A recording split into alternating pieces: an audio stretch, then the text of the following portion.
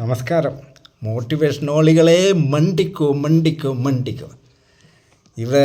കണ്ണൂരൊരു വൻമരം വീണിട്ടുണ്ട്. മോട്ടിവേഷനോളി ഇവനൊരു ചില്ലറക്കാരനല്ല, പുപ്പുലിയാണ്. ഇവൻ ഹയർ സെക്കൻഡറി പ്രിൻസിപ്പാൾ തസ്തികയെന്ന് വിരമിച്ച് കഴിഞ്ഞിട്ട് കരിയറുടെ ഗൈഡൻസ് എന്തോ ഒരു ഫാക്കൽറ്റീൻ്റെ ഈ കേരള കുണാണ്ടറൊക്കെ ആയിട്ട് വർക്ക് ചെയ്യണം. 17 വയസ്സുള്ള കുട്ടീനോട് അപമര്യാദയായിട്ട് പെരുമാറിയതിന് പോക്സോ കേസെടുത്ത് ഇപ്പം റിമാൻഡിലാണ്. ഈ ഫിലിപ്പ് മമ്പാടിനെ പറ്റി ഞാനൊരു വീഡിയോ ചെയ്തിട്ട് എൻ്റെ ഫിലിപ്പേട്ടൻ അങ്ങനത്തെ ആളല്ല, ഞാനറിയുന്ന ഫിലിപ്പ് സാർ അങ്ങനത്തെ ആളെ അല്ല എന്നൊക്കെ പറഞ്ഞാൽ എത്ര തെറിയായിരുന്നു. ഈ ബൊമ്മാരെയൊക്കെ വിഗ്രഹമായിട്ട് പൂജിക്കണവന്മാരെ വേണം ആദ്യം വള്ളിച്ചൂരലിനടിക്കാൻ. നമ്മളിപ്പോൾ കാണുന്ന പുറമ്പോൾ ഇഷ്ടമൊന്നുമല്ല ഒരാൾ. ഇപ്പം മനസ്സിലായില്ല ഞാനെന്ന് പറഞ്ഞ സംഭവം. ഹയർ സെക്കൻഡറിയിലെ പ്രിൻസിപ്പാൾ എന്തൊരു കരിയർ ഗൈഡൻസിൻ്റെ കുണാണ്ടർ. ഇവൻ ഏതൊക്കെ പിള്ളേരുടെ അടുത്ത് എന്തൊക്കെ ചെയ്തിട്ടുണ്ടാവും. വേറെ കംപ്ലൈൻറ്റ് ഉണ്ടെന്നാണ് പറയണത് ഈ നാറിൻ്റെ പേരിൽ. ഇനി ഞാൻ ബാക്കി ഇൻട്രോഡക്ഷൻ പറയട്ടെ. ഞാനിന്ന് പറഞ്ഞില്ലേ റേഡിയോഷന് പോയിട്ട്.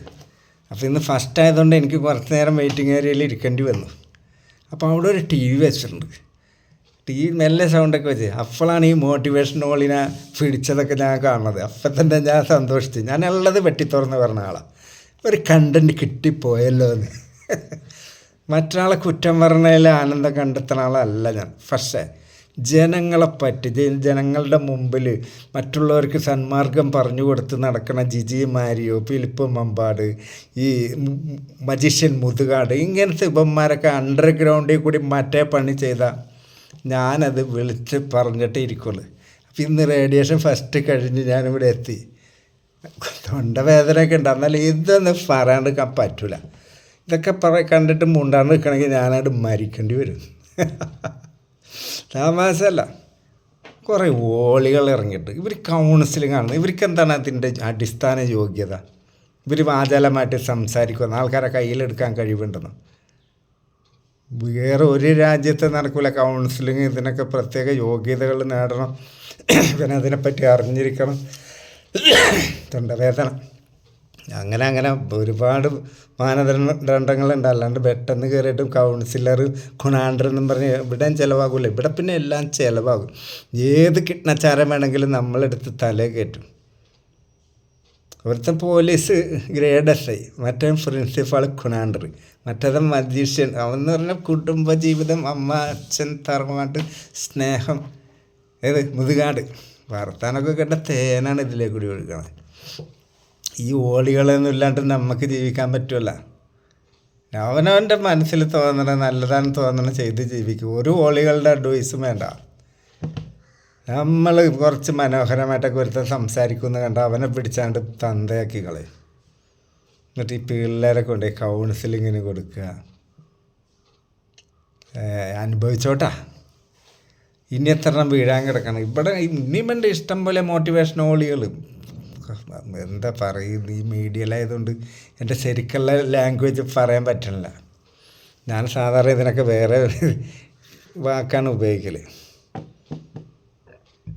ഇപ്പം ഇനി ജയിലിൽ കിടക്കണം. ഇപ്പം പറഞ്ഞു എൻ്റെ കുന്നത്ത് ഷാജിയേട്ടൻ അങ്ങനെയല്ല, അയാൾ വല്ലതും ഇതാണ് ശത്രുക്കൾ പറഞ്ഞുണ്ടാക്കുന്നത്. രാഷ്ട്രീയപരമായിട്ട് ശത്രുതയുണ്ട്, മറ്റതാണ് മാഫിയാണ് അവരുടെ. ഫിലിപ്പ് മമ്പാടിനെ എന്താ ലഹരി മാഫിയ കുടിക്കിയതാണെന്ന്.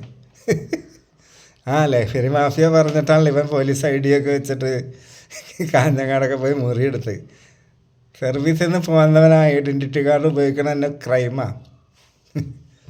എന്നിട്ട് ഞങ്ങളുടെ ഫിലിപ്പ് സാർ അങ്ങനെയല്ല എന്നൊക്കെ പറഞ്ഞ് ഒരു പരിചയമില്ലാത്തവരെ എന്നെ തെറി പറഞ്ഞിട്ടുണ്ട്.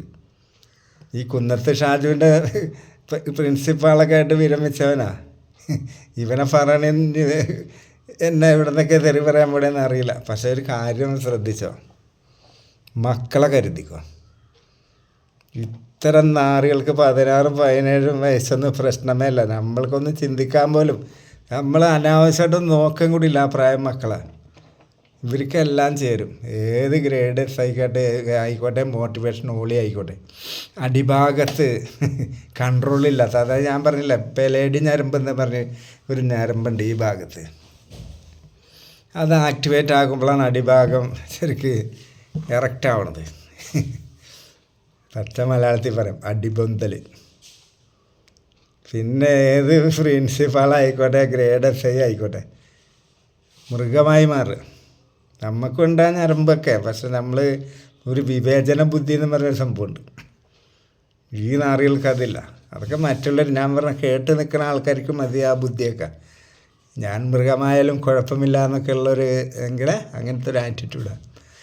കഴിയണത് മക്കളെ ഈ വ്യാധി നാറുകളുടെ അടുത്തേക്ക്, ഓളികളുടെ അടുത്തേക്ക് തള്ളി വിടാണ്ട് വെക്ക്. അതാ നല്ലത്. എന്തൊക്കെ കണ്ടിട്ടും കേട്ടിട്ടും വേണം ഇപ്പോൾ ഇവിടെ നിന്ന് ചത്തൊടുങ്ങുക. ക്യാൻസർ വന്ന് റേഡിയേഷൻ ചെയ്യാൻ പോയിരിക്കണടത്തും ഈ നാറിത്തരമല്ലേ കേൾക്കണത്. എൻ്റെ അമ്മോ, നമസ്കാരം.